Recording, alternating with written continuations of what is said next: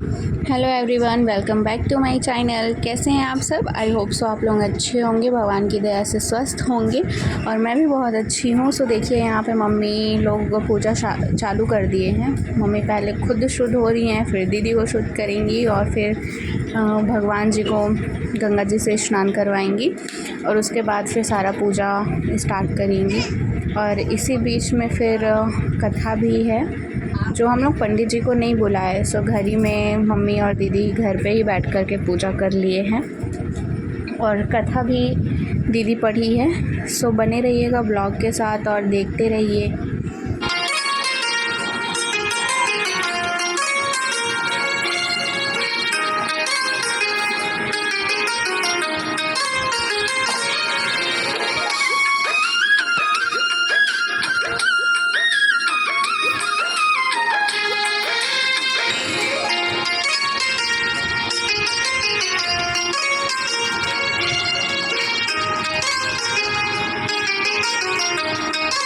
चलिए अब हम कथा प्रारंभ करते हैं। जीवित पुत्री का व्रत कथा।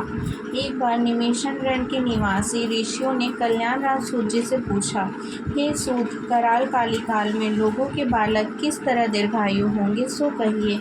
सूत जी बोले, जब द्वापर का अंत और कलयुग था आरंभ था, उसी समय बहुत सी स्त्रियों ने आपस में सलाह की कि क्या इस कली में माता के जीवित रहते पुत्र मर जाएंगे। जब वे आपस में कुछ निर्णय नहीं कर सकी तो गौतम जी के पास पूछने के लिए गईं। उनके पास पहुँची तो वह उस समय गौतम आनंद के साथ बैठे थे। उसने उनके सामने आकर उन्होंने मस्तक झुकाकर प्रणाम किया। स्त्रियों ने पूछा, हे प्रभु, इस कलयुग में लोगों के पुत्र किस प्रकार जीवित रहेंगे? इसके लिए कोई व्रत या तप हो तो कृपा कर बताएं। इस तरह उनकी बात सुनकर गौतम जी बोले, आपसे मैं वही कहूँगा जो कि मैंने पहले से सुन रखा है। गौतम जी ने कहा, जब महाभारत के युद्ध का अंत हो गया और द्रौपदी अश्वत्थामा के द्वारा अपने बेटों को मरा देखकर जब सब पांडव बहुत दुखी हुए तथा शोक से व्याकुल होकर द्रौपदी अपने सखियों के साथ ब्राह्मण श्रेष्ठ धौम्य के पास गईं।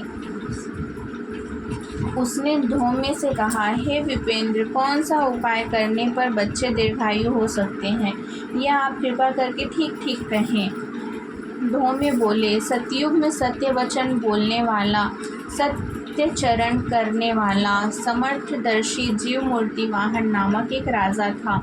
एक बार अपनी स्त्री के साथ अपने ससुराल गया और वहीं रहने लगा। एक दिन आधी रात के समय पुत्र के शोक से व्याकुल कोई स्त्री रोने लगी, क्योंकि वह बेटे के दर्शन से निराश हो चुकी थी। उसका पुत्र मर चुका था। वह रोते रोते कहती थी, हाय, मुझ बूढ़ी माता के सामने बेटा मर जा रहा है। उसका रुदन सुनकर राजा जी मूर्ति वाहन का तो मानो हृदय विदीर्ण हो गया। वह तत्काल उस स्त्री के पास गए और उससे पूछा, तुम्हारा बेटा कैसे मर गया? बूढ़ी ने कहा, गरुड़ प्रतिदिन आकर गांव के लड़कों को खा जाता है। इस पर उस दयालु राजा ने कहा, माता, अब तुम रो मत, आनंद से बैठो, मैं तुम्हारे बच्चों को बचाने का यत्न करता हूँ। ऐसा कहकर राजा उस स्थान पर गया जहाँ गरुड़ आकर प्रतिदिन मांस खाया करता था। उसी समय गरुड़ उस पर टूट पड़ा और मांस खाने लगा। जब अतिशय तेजस्वी गरुड़ ने राजा के बाएं अंग को खा लिया तो झटपट राजा ने अपना दाहिना अंग फेंक कर गरुड़ के सामने रख दिया। यह देखकर गरुड़ जी ने कहा, तुम कोई देवता हो? कौन हो तुम? मनुष्य तो नहीं जान पड़ते। अच्छा, अपना जन्म और कुल बताओ। पीड़ा से व्याकुल मान वाले राजा ने कहा, हे पक्षीराज, इस तरह से प्रश्न करना तुम्हारा व्यर्थ है। तुम अपना मन भर मांस खाओ। और यह सुनकर गरुड़ रुक गए और बड़े आनंद से राजा के जन्म और कुल की बात पूछने लगे। राजा ने कहा, मेरे माता का नाम शैव्य और पिता का नाम शालिवाहन है। सूर्य वंश में जन्मा हूँ और मेरा नाम जीव मूर्ति वाहन है।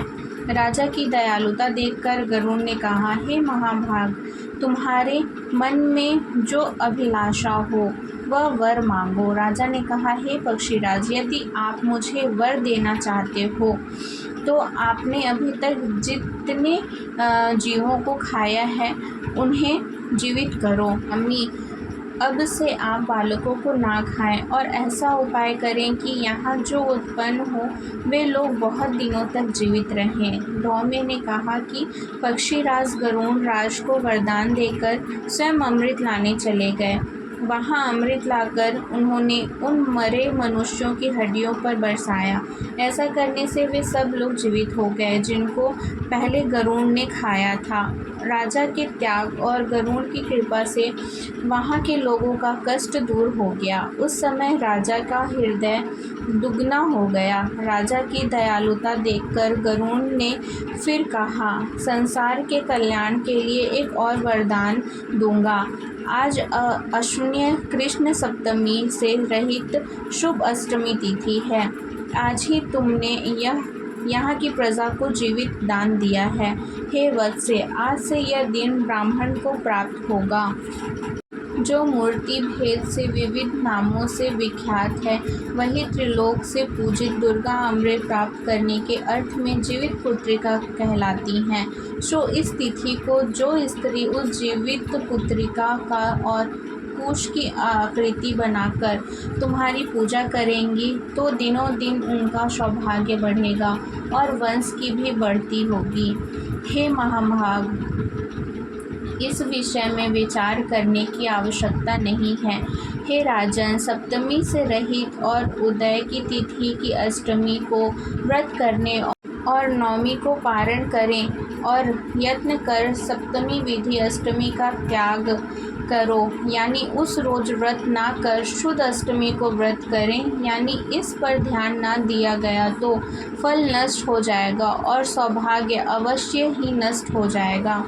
जीव मूर्ति वाहन को इस तरह वरदान देकर गरुड़ बैकुंठ धाम को चले गए और राजा भी अपनी पत्नी के साथ अपने नगर को वापस चले गए। धौम्य द्रौपदी से कहती है, हे देवी, मैंने यह अतिशय दुर्लभ व्रत तुमको बताया है। इस व्रत को करने से बच्चे दीर्घायु होते हैं। हे देवी, तुम विधि पूर्वक यह व्रत और दुर्गा जी का पूजन करो तो तुम्हें अभिलाषित फल प्राप्त होगा। मुनि राजा धौम्य की बात सुनकर द्रौपदी के हृदय में एक प्रकार की कुतूहल उत्पन्न हुई और पूर्वाशिनी स्त्रियों को बुलाकर उसने साथ उत्तम व्रत किया। गौतम ने कहा, यह व्रत और इसके प्रभाव को किसी एक चिल ने सुन लिया और उसने अपनी सखी सियारनी को बतलाया। इसके बाद पीपल वृक्ष की शाखा पर बैठकर चिल ने और उसी वृक्ष के खोते में बैठकर सियारनी ने भी व्रत किया। फिर वही चिल किसी उत्तम ब्राह्मण के मुख्य से यह कथा सुन आई और पीपल के खोते में बैठी सखी को सुनाया। सियारनी ने आधी कथा सुनी थी कि उसे भूख लग गई और उसी समय वह शौक से भरी शमशान में पहुंची।